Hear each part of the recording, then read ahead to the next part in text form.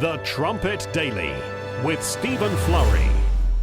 Well, hello everyone, and welcome back to the Trumpet Daily radio show. Lots to get to on today's program. There always is on Monday. Great to be back after another special weekend. My father had the special Sabbath edition of the Trumpet Daily radio show, and if you look on YouTube right now, the number of views I think is up at 8,300. And there was several thousand that watched it live. I think between YouTube and then the audio stream at the websites, also our Facebook feed, I think altogether we had about 3,000 connections at the peak on Saturday during the live broadcast. So lots of people have watched it since on replay. But that's a pretty good size live audience from around the world for this little flock that is God's church, and of course all the others that joined us for that special presentation, co-workers, donors, trumpet readers, and of course just listeners to this program. So 3,000 connections, and who knows how many of those connections provided the message for 2, 3, 4, maybe 5 people. I know we had quite a few listening in on 2 or 3 connections here at Edstone. So those are some encouraging numbers. And in fact, the Friday program, the one we did last week, the last of the week, How Junk Science Shuts Down the World, that one's now sitting at 4,000 views as well. So we've definitely seen a noticeable increase in viewers. As I mentioned there at the top of the show on Saturday, that has been one positive in this lockdown mania, is that more people are out there, I think, searching for the truth. I thought I'd begin the program with a little bit more in the way of feedback coming from you listeners. This one here says, being old, this is from New Zealand, being old, it took a while to get my act together, but yes, I did. Taking notes, received your Sabbath messages. What a blessing, she writes. Another one here says, I would like to thank the entire staff and everyone for their involvement with the message being broadcast from Oklahoma. For me, it was a much-needed message. I appreciated it very much. And then listen to this one. This comes from Nigeria. It says, God bless you. Real good and the work. Am highly lifted spiritually, like more than ever. He says, I long to be part of Sabbath worship. And the COVID-19 has made it possible for me to feed live outside daily TD and the Key of David programs. I think he means there it makes it possible for him to be fed live at church, so to speak, even in addition to the daily TDs and the weekly Key of David program. So that's someone in the middle of Nigeria who's very appreciative of being able to tune in to that special Sabbath message.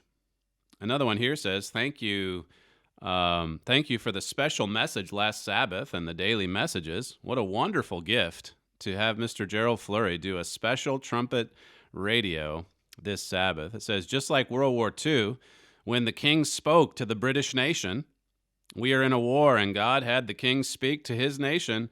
It'll be amazing to see how God will further his work during these days. Thank you for all your hard work, or for all the hard work everyone is doing to produce all these programs for us and the entire world. That comes from British Columbia over in Canada.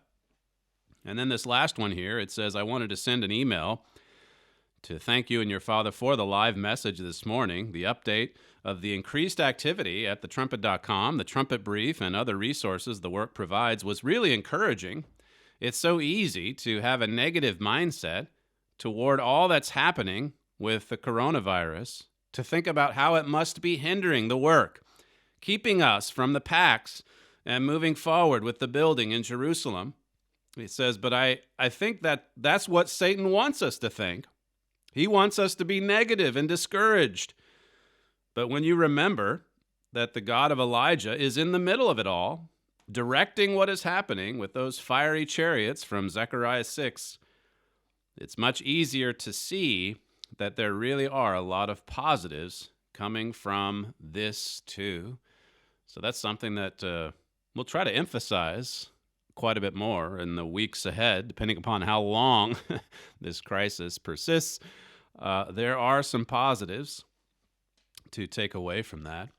Well, last week on, I think, the last couple of programs in the week, I emphasized the experts and how that they were revising some of their predictions. I also talked about just the dreadful coverage, the news coverage. There was a report last week here in the UK. This 21-year-old girl who died, and right away, there was a mistake made saying that she died of COVID-19, and that was the headline. I mean, that was out front. Sky News, they ran with it. And the reporter said, oh, what a trial this must be for the family, for the mother.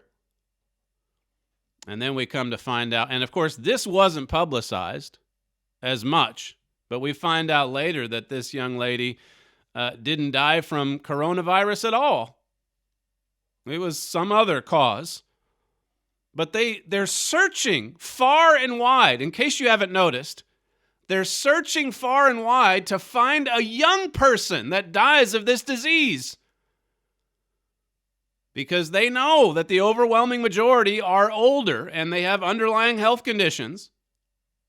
So if you look at some of the reports, the ones they really zero in on, if they can find one who's young and who's healthy, well, that just really makes their narrative take off.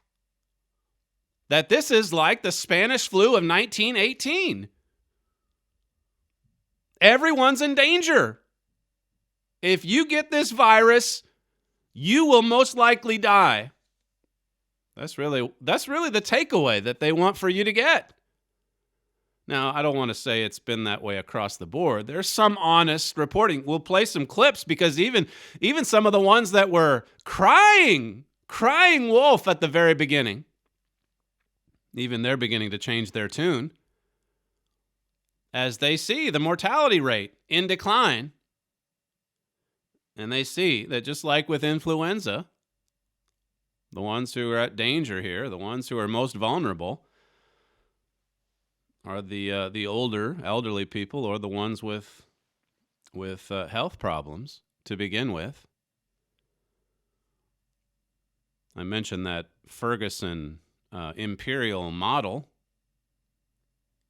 and how he's come down to 20,000. There's a report here, I think, from Peter Hitchens that says Ferguson now estimates 5,600 deaths in the UK. It's plummeting. Now, I was picking on Sky News a little bit, and last week too. They actually had a pretty good report here. Now, they do base some of this report on Ferguson's 20,000 figure, so that's not quite right. But at least in this report, there is some honesty, and there's also some good comparisons. Like, okay, this is what they're projecting. This is how many would have died anyway because of pre-existing conditions, and this is how many we lose for the flu, influenza. I think that figure actually might be a little bit low, but it's talking here about the difficulty now of the transition back to reopening the British economy. Here is a Sky News report from Friday. This is clip 1. Government advisors predict 20,000 people will die with coronavirus in the UK, even with the social distancing and shielding of vulnerable groups. Analysis of the first 386 deaths in the UK has shown that 98% had underlying health conditions. The majority were elderly, with the oldest being 105. What we don't know for sure is how many died because of the virus. Every year, 600,000 people in the UK die. That's 1,644 deaths every day. And most of those would be elderly or in poor health. So there's an overlap between the background mortality and those dying during the epidemic. So let's take those 20,000 predicted deaths from coronavirus. Now, one of the government's key advisors hazarded a guess this week that between half and two-thirds of those dying would probably have done so soon anyway. So do the maths and deduct those from the predicted deaths, and you're left with somewhere between 6,667 and 10,000 deaths. that can be attributed directly to the virus. Statisticians call those excess deaths, and by way of comparison, regular seasonal flu causes 8,000 excess deaths a year, so not dissimilar.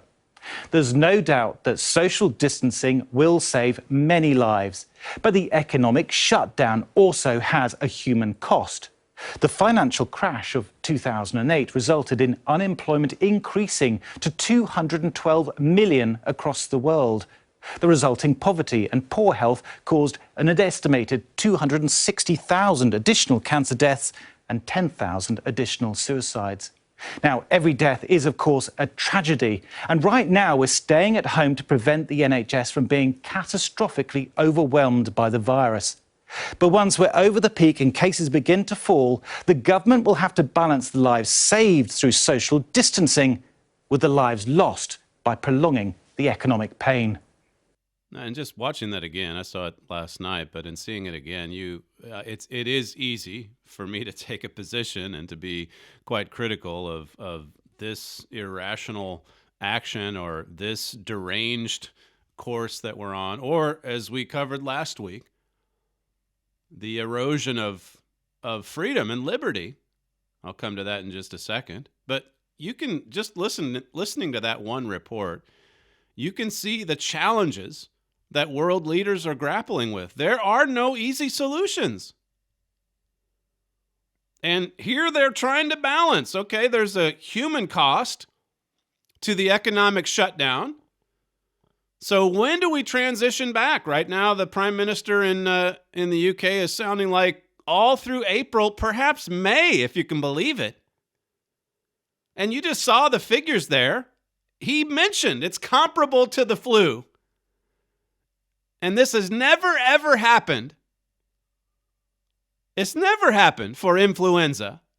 Not even the worst of seasons. But here we are. Here we are. 98% of the deaths here in the UK, elderly with underlying health conditions. And so when you factor it in or add it to, and notice how he mentions the expert that hazarded a guess. That's Ferguson. His reputation's still intact. You know, if you read the first line of his report, and Sam even mentioned this last week, this is the report that the UK government and the US government relied upon to trigger this mass hysteria, this panic the world over, a total and complete lockdown, a la China, the Chinese communist state. And this little report that Ferguson put together with his Imperial College of London team, it's just a flimsy little 20-page document. I think half of it has a few charts. There's hardly even anything in it, except that you're going to die if you don't do anything. And then if you do a little bit, well, not quite as many will die. But if you have a total lockdown, we really have no choice but to do what China did. If you do that, you're still going to lose 20,000 here in the UK. That's a good option. Remember? That's a good option. That's how the BBC reported it. Now, he's been proven already to be spectacularly wrong. And yet his reputation's still intact. They're still citing him on Sky News reports. It is unbelievable. There is nothing that an expert can do or say to ruin his career. Has Dr. Tedros, has he ruined his career? 3.4%. No, they just kind of revise it on the fly, and then they get invited right back on the news shows. Here's Fauci coming in front of the cameras yesterday, 100,000 to 200,000. Well, he's bringing down the figures as well. Didn't he say it was 10 times as lethal? 10 times as lethal as the flu. Well, if we're losing 40 to 70,000 per season to influenza, 10 times that must be 400 to 700,000. That's what he said just 2 weeks ago. Oh, now it's 100 or maybe 100 to 200,000. Okay, and no one points it out. It's big blaring headlines still. It could be 200,000. And then you see the comments on social media. Oh, look at these idiots that say this is comparable to a flu. 200,000, and it hasn't even happened yet. We're nowhere near it. We're like at 1 or 2%. And the mob on social media. You see these idiots saying it's similar to the flu? They don't know their science. They don't know how to do basic math.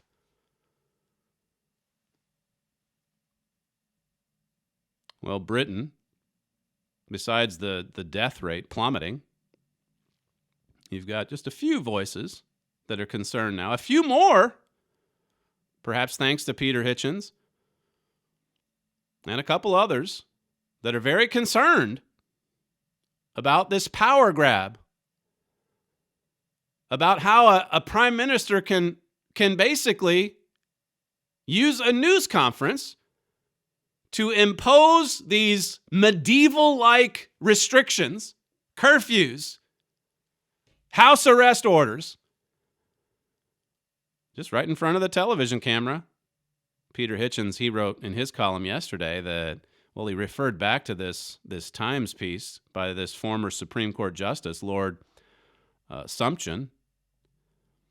And Hitchens says that, if we were living in normal times, what this former Supreme Court Justice wrote in the Times of London a few days ago, it would be getting headlines all over the country.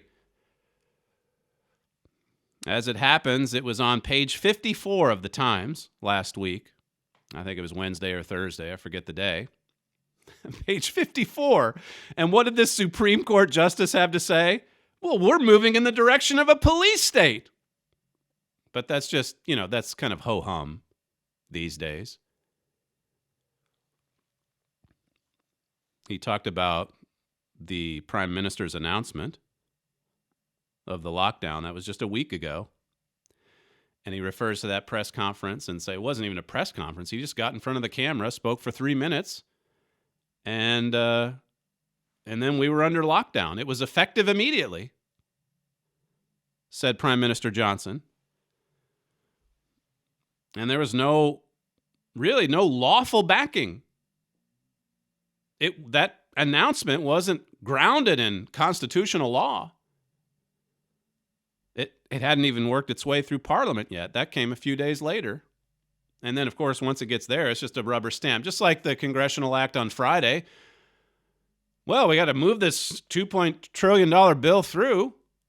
The one in America, I mean. Well, what about what's in it? Never mind what's in it. It's a crisis. It's a crisis. Just move it through. You don't want to get in the way of this.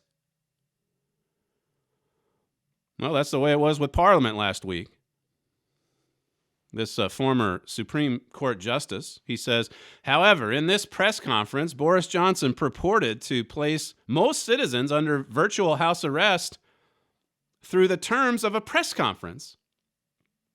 And a statement on the government website said to have immediate effect. These pronouncements are no doubt valuable as advice, even strong advice, but under our Constitution, neither has the slightest legal effect without statutory authority. It says the ordinary rule is that a person may not be detained or deprived of his liberty without specific statutory authority. In other words, if you're gonna impose these kinds of restrictions or regulations, it's got to be grounded in law. It's got to be according to the law, right? It says, in the present national mood, the Prime Minister's orders will probably have strong public support and people will be inclined to comply, whether they are binding or not. Yet we are entitled to wonder what kind of society we have become when an official can give orders and expect to be obeyed without any apparent legal basis, simply because it's necessary. He says here, finally, these are not just technicalities. There's a difference between law and official instructions. It is the difference between a democracy and a police state. This is in the Times of London last week, page 54. Most people didn't even probably get that far. What we're talking about is the difference between a democracy and a police state. Liberty and the rule of law are surely worth something, even in the face of a pandemic. Now, again, a precious few others have made this same point. At a time of crisis, that's when we need to lean on the Constitution, not suspend it. And yet, that's exactly what we see happening. Now, as someone in God's family, in God's church, I'm not suggesting here to show disrespect toward authority or toward the higher powers, as Romans 12 says. I mean, God's behind these events in some form or fashion. He can, flick someone out of the way if he chooses to. But I'm just making a point about the erosion of constitutional law in both the United States and the UK. And, for all their faults, they are democracies or a republic in the case of the U.S. The Telegraph, Tim Stanley, he says, don't panic and don't surrender your freedoms. See, there's a balance. There's a balance here. There's a crisis going on. Okay. Now we don't want to panic. And we certainly don't want to surrender our freedoms. We don't want to undermine the supreme law of the land. Not at this time, not ever. Well, he talks about just how most people have been happy to give up their civil liberties to help beat this disease. And Stanley said, I tend to agree with him as long as we can all agree that this should be temporary. This better be temporary, right? Stanley writes this, I am alarmed that powers of arrest and detention have been dramatically strengthened, that new jury trials have been suspended, that prisoners are now forced to spend up to 23 hours a day in their cells and are banned from seeing friends and family, that parole board hearings have been canceled.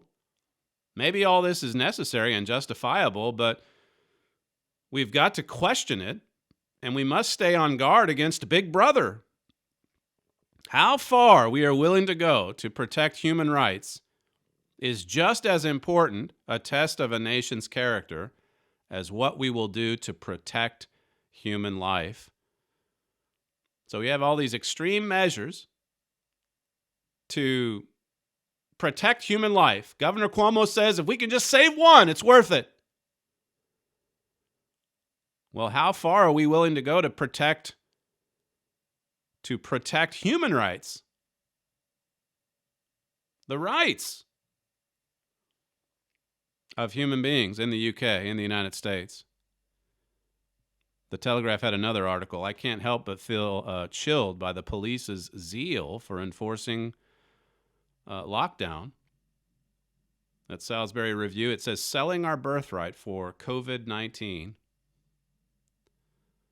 So there's a few more stories now. Peter Hitchens isn't entirely on an island by himself. He was the heretic last week for speaking out. And he did it again this weekend, referring back to this Supreme Court justice, this former Supreme Court justice, saying, look, there's a difference here. It's the difference between democracy and a police state.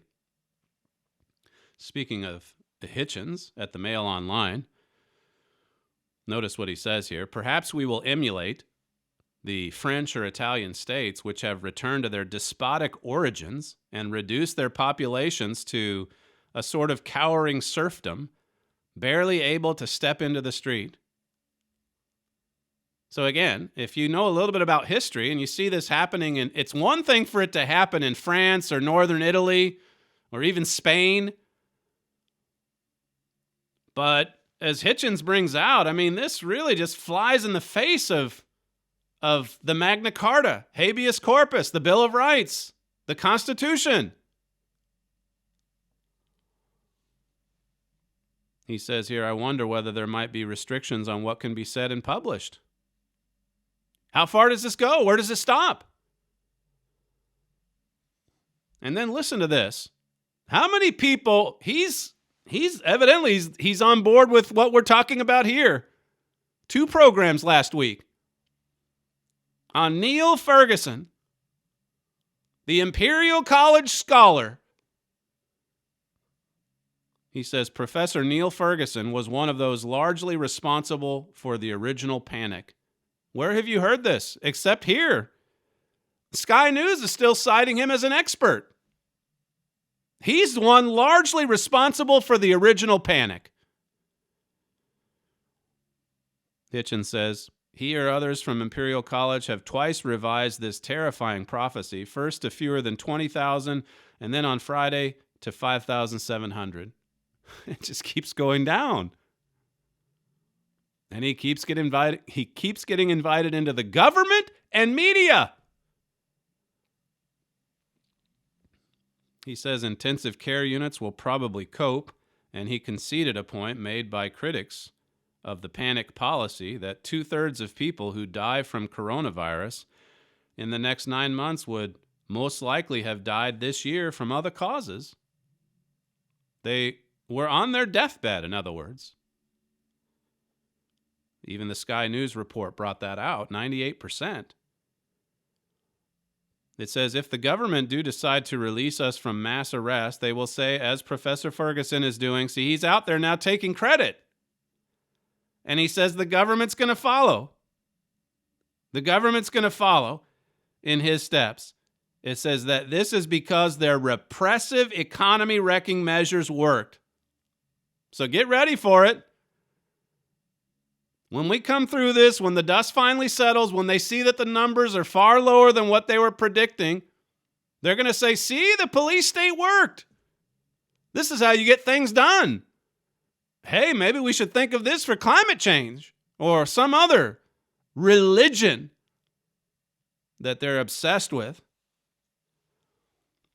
Hitchens says any government using the same pretext can repeatedly put us through this misery, impoverishment, and confinement. In the end, like the peoples of other despotisms, we will be grateful to be allowed out at all. See, we'll just be very thankful. Well, thank you. Thank you. We can go outside. It says here, listen to this example. As things stand, Johnson's government is like a doctor confronted with a patient suffering from pneumonia. This is serious, says the doctor. I've never seen anything like this. Unless I act radically, you will die terribly. He then proposes to treat the pneumonia by amputating the patient's left leg, saying this method has been used successfully in China. The trusting patient agrees. The patient eventually recovers from pneumonia, as he would have done anyway. The doctor proclaims that his treatment, though undoubtedly painful and radical, was a great success. But the patient now has only one leg and a very large hospital bill, which he cannot afford to pay. That's a pretty vivid example of what's happening. We're working on an article right now for the next Trumpet magazine. The cure is killing us. The cure is killing us, to use that example that he just used there. Here you have all these governments amputating the leg for pneumonia. And as I say, when you see it happen in Germany or Italy, that's one thing. But in the United States of America, in the United Kingdom, in Great Britain, when we come back, we'll jump across the pond and bring you the very latest for what's happening in the United States regarding this crisis. You're listening to Stephen Flurry, and this is the Trumpet Daily radio show. If you'd like to email the program, you can submit feedback to td@kpcg.fm. We'll be right back.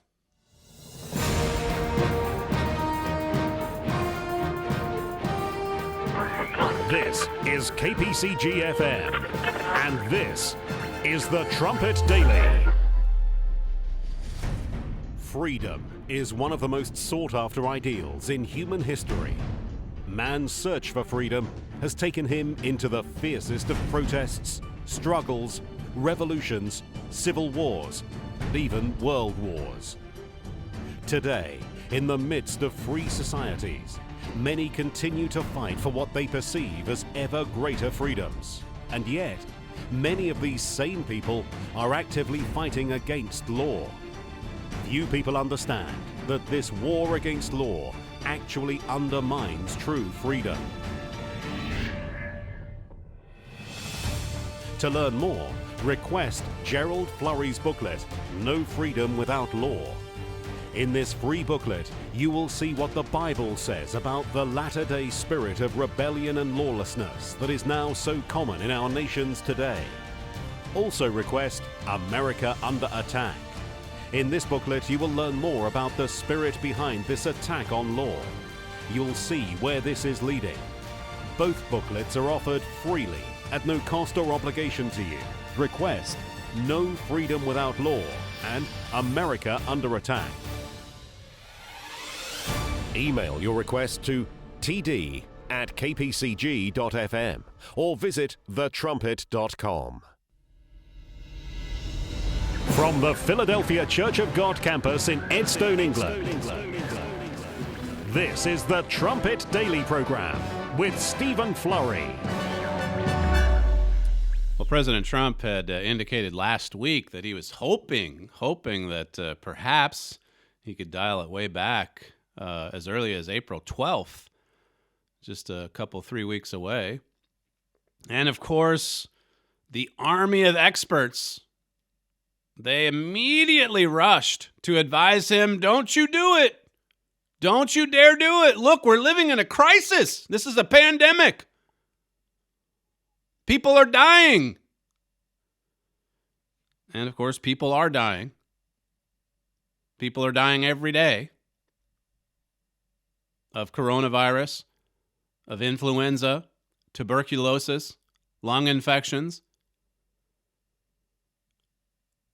Every single day it happens. How concerned, once this dies down, how concerned do you suppose the major media, the Democrat media complex, how concerned will they be about infectious disease? As soon as this is over, as soon as people stop staying glued to their computer screens, oh, it's up to 34,000. In the United States, it's 2,000 now. It's gone to 2,000. And anytime that they can, if it doubles over the course of 2 days, they want you to know that it's going to be doubling for the next 2 days and 2 days after that and 2 days after that. Really, on into the future, we don't know when it's going to end. It's just exponentially growing. That's the way it's covered. Those are the way they manipulate the headlines. So he announces April 12th, and then you've got the army of experts heading for the TV cameras. There's still 100 to 200,000 are going to die from this. And so the president pushes it back, caves into that relentless pressure coming from and of course the Democrat media complex. They want this to go on until November. The higher the death toll and the lower the stock market, the better their chances politically. So he caves in. And it's in large part because of what his team of experts say. It just simply has to be done. It must be done. This is what Dr. Fauci said on one of the Sunday shows yesterday, clip 2. But the decision to but to extend this mitigation process until the end of April, I think was a wise and prudent decision. Dr. Birx and I spent a considerable amount of time going over all the data, why we felt this was a best choice of us, and the president accepted it. So Dr. Birx and him also they spent a good bit of time going through Neil Ferguson's report as well, the imperial model. Remember the weekend of March 14th and 15th? That was pretty dramatic. The dramatic changes, the earth-shaking changes, decisions, policies that came out from that weekend as you had these two task forces in Washington, in London, poring over this flimsy little report. It makes me think of the Steele dossier.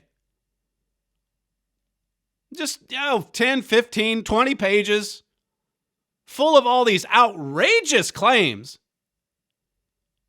And it just impacts the entire government adversely.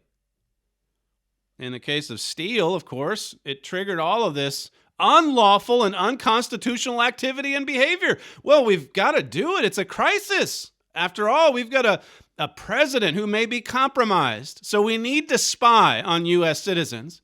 We're justified, see? You see how it works? You see what it takes for us to suspend constitutional norms? It doesn't take much these days, does it?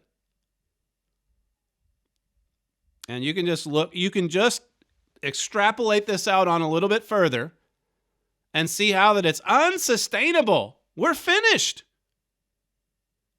We are finished, but for God's intervention, however long God wants the resurgence to go on, for the work's sake, for what this church is doing, this is what's uppermost in God's mind. But this world is a mess. You heard the Sky News report at the top of the show. Look at the problems our leaders are grappling with. You feel for them because they don't know the way out. They don't have the solutions. Now they've got all these forces just pushing them, saying, look, expand the power of government, increase the size of government. That'll fix this. And of course, it just keeps making it worse. So here's the expert going on TV yesterday. It's 100,000 or 200,000. We can't relax. We've got to keep these strong restrictions in place. We're talking about 200,000 people dying. Fauci had this statement in the New England Journal of Medicine last week. This didn't get any coverage because here is Fauci backtracking, just like Neil Ferguson did. They both did it last week. So what did they see? And if the experts are backtracking, if the experts are quickly in rapid retreat, where are the course corrections? Where are the politicians coming forward saying, you know what? Look, I'm going to just be straight with you people. We got it wrong. And so we're going to stop this. We're going to correct this. You don't see that. We are digging in our heels for the long haul. Here in the UK, in the United States as well. All the way through April, at least for the US. Maybe all the way through May. I think there was a UK official that said through June. So 3 more months of this. You begin to wonder how much the people will even put up with it after a couple more weeks. They're already a little discontented in northern Italy. And Italy has quite a few more police officers than the UK has. Anyway, that's an aside, I suppose. Listen to this from the New England Journal. This is Dr. Fauci, the expert. He said, if one assumes that the number of asymptomatic or minimally symptomatic cases, he's talking about COVID-19, is several times as high as the number of reported cases. So here he's bringing up what we've been saying for the last 2 weeks. You have this tiny, tiny, tiny little circle of actual reported cases, people who are tested positive for COVID-19. And did you know that of all the people who are tested, the United States is in the midst of a massive testing program. Only 16% test positive. And then of that 16%, there's, of course, then the tiny percentage that dies.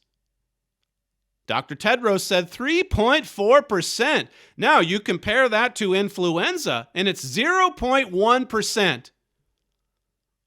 So here he uses the estimated cases of influenza, and he figures out this percentage in order to tell you the flu, it's not so bad. Don't worry about the flu. I know it's highly contagious. I know that you can get, pretty down and out for a few days with it, but it's not very dangerous. Well, tell that to the people by the thousands who are dying every year because of influenza. 40 to 70,000 in the United States, 17,000 in the UK, 290,000 to 610 or 20,000 worldwide. That's an infectious disease. Well, he said, Dr. Fauci did, if we assume that there's all these mild cases out there, then the case fatality rate may be, listen to this, the case fatality rate may be considerably less than 1%. Now, 1% is 10 times as lethal as 0.1%. So here is Dr. Fauci, the same man who on March 11th said the fatality rate of this virus, it's 10 times worse than the flu. And how long? How much? I think the date on this is March 26th. So 15 days later, he says, we're getting more evidence, and it could be that the fatality rate is considerably less than 1%. He said, this suggests that the overall clinical consequences of COVID-19 may ultimately be more akin to those of a severe seasonal influenza or a pandemic influenza. But here, this is coming out right at about the time when President Trump says, you know what? We can't go on like this forever. This is going to destroy our economy. Americans want to go back to work. I envision maybe a miracle for Easter, April 12th. We're back to work. Don't you do it, say the experts. And so even after publishing this, he rushes to the cameras and says, we still could lose 200,000 Americans. There's just a lot we don't know here.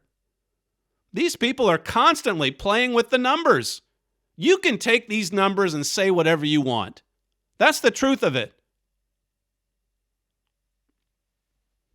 At least we're down from 3.4% to considerably less than 1%. Why isn't that making headlines? Why aren't they running with that at the Washington Post or CNN or the New York Times? If they really care about the public, listen to Sanjay Gupta. He's the one that started it. He started the pandemic, the hysteria part of it. He comes on CNN March 9th. Look, we're going to start declaring this a pandemic in all of our reports. I know the World Health Organization hasn't done it yet. I know the CDC hasn't done it yet. But listen, this is serious. We've got some studies from China. That tell us that 5% of the people that contract this disease are going to be seriously, critically ill. And perhaps they could die. So we're going to go with pandemic from now on. Well, listen to what Mr. Gupta said on Friday, just last week. Clip 9. The vast majority of people, even if you're elderly, aren't going to need hospitalization. The vast majority are going to recover. The vast majority are not going to die. Imagine if he would have said that in his March 9th declaration. It's a pandemic. This is serious.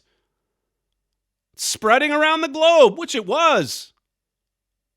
It is highly contagious. There's no doubt about it. But if you're looking for some balanced reporting, if you're trying to prevent a mass panic, then say, hey, say this on March 9th. How about that? It's contagious, but the vast majority of people, even if they are elderly, aren't going to need hospitalization. Forget about it being life-threatening. Even the vast majority of elderly people that get this disease, they won't need to go to the hospital.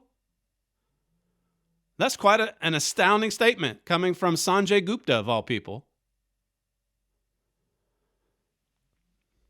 Well, the hysteria continues because you've got the Democrat media complex. Never mind what Gupta said. Never mind what Fauci wrote in the New England Journal of Medicine. Never mind what Neil Ferguson said in his testimony last week and a couple of interviews here in the UK. The US media didn't care about that, by the way. They don't care about any of this. Go back and correct the record? Considering these experts, they started this wildfire. Should we go back and correct the records? Should we go back to root causes and say, hey, how did this happen? No, they want the pandemonium. This helps them. It helps their ratings and it helps them politically. So they just continue right on. Nancy Pelosi gets up in front of the camera yesterday. She tells Jake Tapper, President Trump's killing people. He is responsible for deaths. He's costing American lives because of his policies. And of course, she's not challenged. There was one reporter that, to his credit, Joe Biden pushed back a little bit with Chuck Todd. Does the president have blood on his hands? Well, I wouldn't say that, Mr. Todd. That's what Mr. Todd wants him to say. So they won't stop with it. They're going to use it. You can't let a crisis go to waste. You have to use this to destroy President Trump. Friday, they passed this bill through Congress. $2.2 trillion. They called it the CARES Act, because they care about people. $2.2 trillion, this monstrosity of a bill that everybody accepted. You just go along with it. These are not normal times. If Prime Minister Johnson gets on TV and says there's a total lockdown as of tonight, I declare it, and nothing even has gone through Parliament yet, well, when and if it does get around to Parliament, you just nod in approval. Everyone say aye together. Aye. Oh, the ayes have it for sure. Any nays? No nays. The Senate voted for this monstrosity 96-0. Not one person protested. Then it works its way to the House of Representatives. Well, initially, Nancy Pelosi, she held it up because she wanted to put the new Green Deal into it. So she held it up for about a week. And the press, they were fine with that. A few Republicans grumbled about it. And they got that sorted out. Then they finally came to an agreement. Then they get to the House on Friday. And this poor congressman, Thomas Massie is his name, he made the mistake of momentarily delaying the vote because he insisted that all of us in the House get together and vote on this. We've got to be present and make sure our vote is counted and make sure our vote is on the record. Nancy Pelosi didn't want that to happen, though, because for one, it's too dangerous. It's too dangerous to meet in a room with more than 10 people. We're under lockdown. So we just want to give a, whatever you call it, a voice vote. And Massie, to his credit, said, look, there's other essential workers that are working in America. It's not a complete and total lockdown for every single person. People are still delivering food and such. And for a bill of this size, and if it's meant to provide relief for these times of crisis, surely all of us House of Representatives can come together and go on the record. So he protests just for a moment in time. And you would have thought he's public enemy number one. Republicans were crying out that he needs to be voted out, primaried. Even President Trump called him a third-rate grandstander. The former Secretary of State, John Kerry, he said Massie needed to be quarantined to prevent the spread of massive stupidity. And so again, what was his crime? He wanted an actual recorded tally for the vote, as the Constitution directs, rather than the anonymous voice vote, as Nancy Pelosi directs.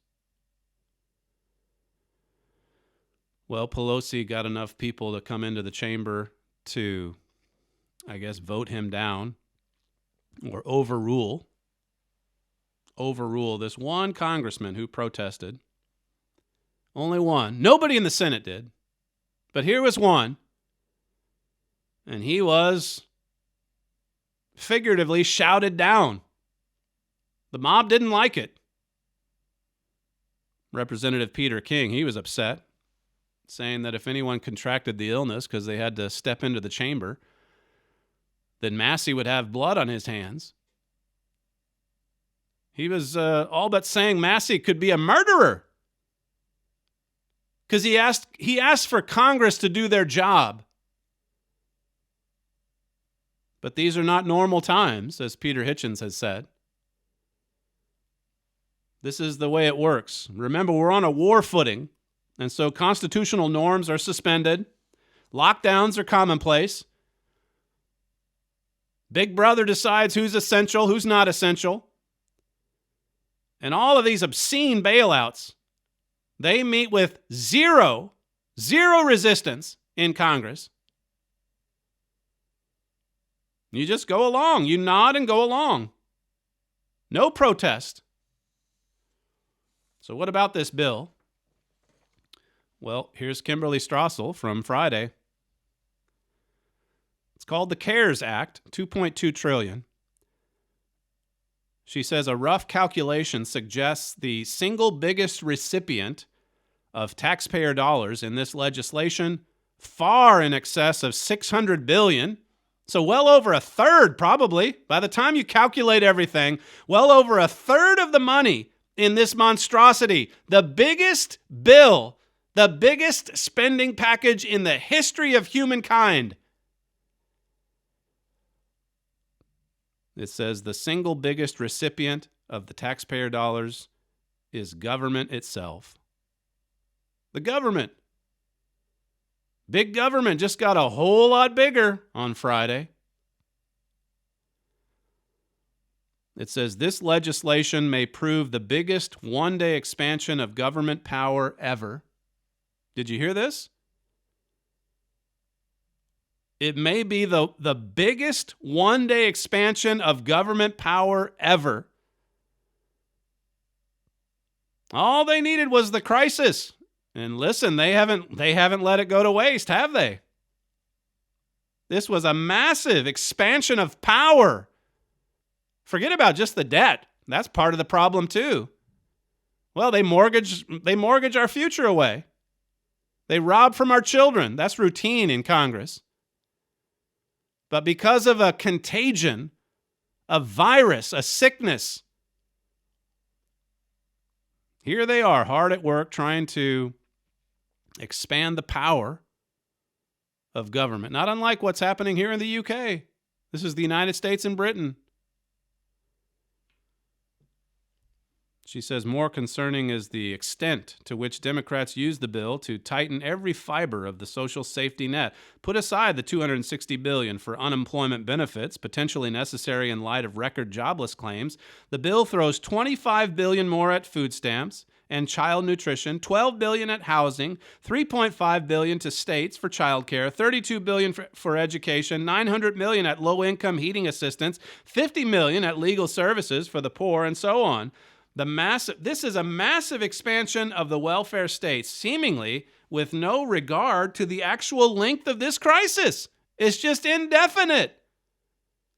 Her point is, look, where are the caps? Well, we don't know that. These are not normal times. How long does the lockdown go on? It just needs to go on indefinitely. We don't know. So all this funding, billions and billions, how long does that go on? Well, we don't know. This is a crisis. Well, can we at least come together? Can we at least come together and put our vote on record? No!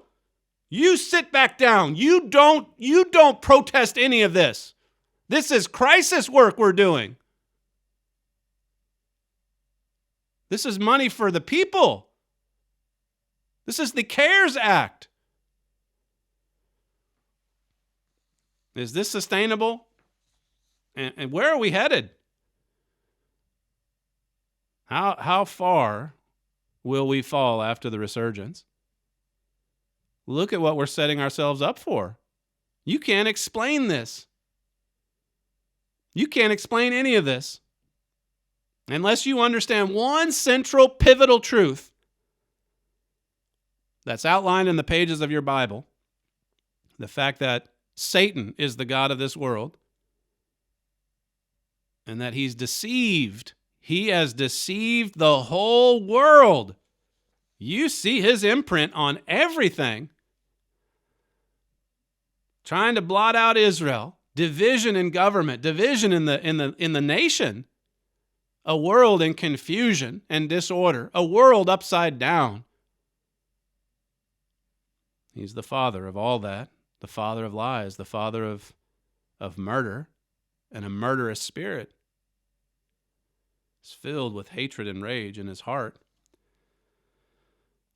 Well, I wanted to conclude with Tom Coburn. He died on Saturday, I think it was. This former senator from Oklahoma. He died of cancer. But he used to sound the alarm for the wild spending that went on in Congress. And a lot of people in Congress hated him for it because he exposed them. We'll have to start tomorrow's program with that. Unless we take a new direction, as we often do on each given day. You're listening to Stephen Flurry, and this is the Trumpet Daily Radio Show. If you'd like to email the program, send comments to td@kpcg.fm.